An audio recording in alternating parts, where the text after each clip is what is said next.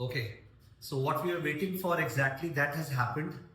CFA level 1 में there are nice changes, especially in the equity section. When we talk about the Indian markets, financial markets, it's all about equity. और equities को CFA level 1 2027 curriculum में पूरा change कर दिया towards what, towards practicality, towards what is useful, जो real life में काम है, जिससे CFA लेवल 1 जब निकले तो स्ट्रेट अवे उसको हायर कर लिया जाए. It has become very very practical. पहले माइकल पोर्टर और पेस्टल तो जिंदगी भर से था. अब माइकल पोर्टर और पेस्टल को एक एक वैल्यूएशन फ्रेमवर्क से लिंक कर दिए. They've given us exposure to so many industries over there. Pharmaceutical industry, airline industry, इन सब पे exposure डाला है. Okay, they have focused on the multi-factor models. तो I think equity in CFA level 1 is a totally different ball game. तो मेरे को अपना agenda पता है इस साल का कि मेरे को इक्विटी के पीछे पड़ना पड़ेगा right from the day go. तो जून में जो मेरा बैच स्टार्ट होने वाला है, मैं इक्विटी से स्टार्ट करने वाला हूँ उसके अंदर, because equity is totally changed. In the history of CFA program, equity was not this tough and we were waiting for this. कि सेल साइड का रिपोर्ट कैसा बनता है, बाई साइड का रिपोर्ट कैसा बनता है, ICR कैसा बनता है, वो सारा का सारा चीज इक्विटी में डाला है. Okay, congratulations to the student community. जो लोग फ्यूचर में निकलने वाले हैं, they will really love it. Second जो चेंज है, that is in quantitative methods, QM में.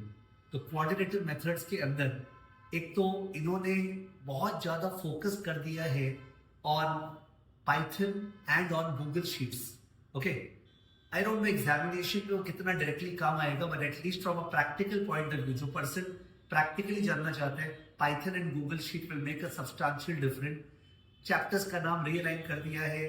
They have, you know, the entire QM seems different. Although उसके अंदर का पार्ट सेम है, but ऊपर से it seems different.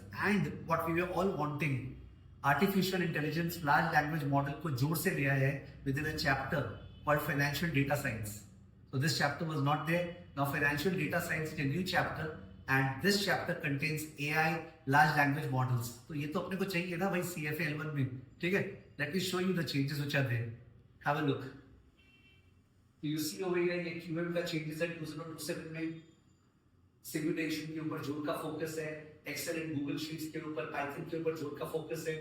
Financial data science second para में लिखा हुआ है, उसपे AI, लार्ज लैंग्वेज मॉडल. उसके अलावा इक्वेशन एक्सप्लोरर्स, थोड़ा सा गेमिंग टाइप स्टफ ला दिया, जिससे कि आप इंटरेस्ट रेट चेंज करेंगे तो फ्यूचर वैल्यू चेंज होगा, नंबर ऑफ इयर्स चेंज करेंगे तो प्रेजेंट वैल्यू चेंज होगा. यू नो, उस तरह का टॉपिक टाइप ला दिया है, जो कि CFA इंस्टीट्यूट के लर्निंग इकोसिस्टम में दिखेगा. मेरे को लगता है ये ठीक है, स्टूडेंट्स में यूज, में not use. Traditionally 5% 10% students use करते हैं. उसके अलावा let's have a look at the equity.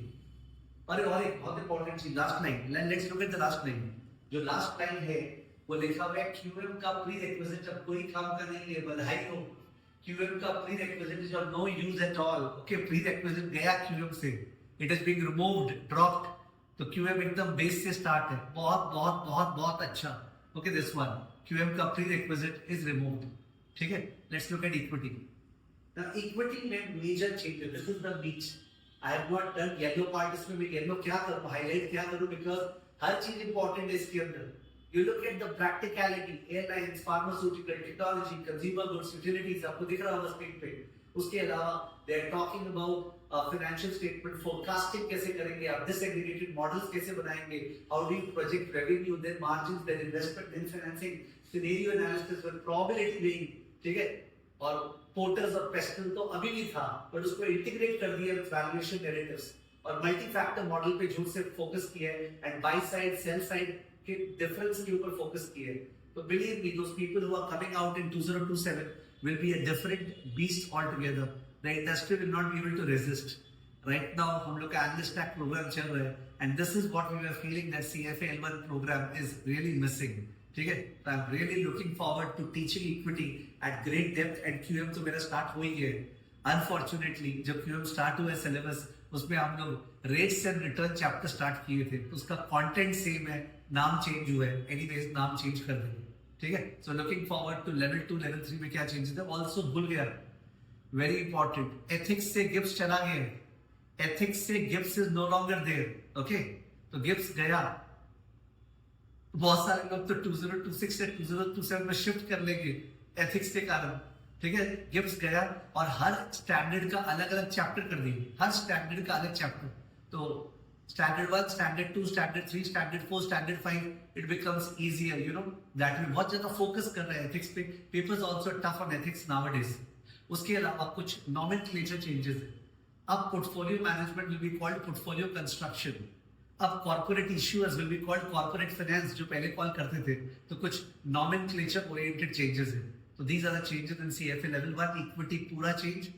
QM में मतलब ऐसा है कि इस तरह से लिखा है ना उसका चेंजेस का कि है वही content but it's better that उसका पूरा का पूरा फिर से कर ले. तो I am going to teach QM all over again. तो मेरा फोकस क्यूएम में और इक्विटी में इन दोनों टॉपिक में मेजर फोकस होने वाला है in the batches that are starting and that have started.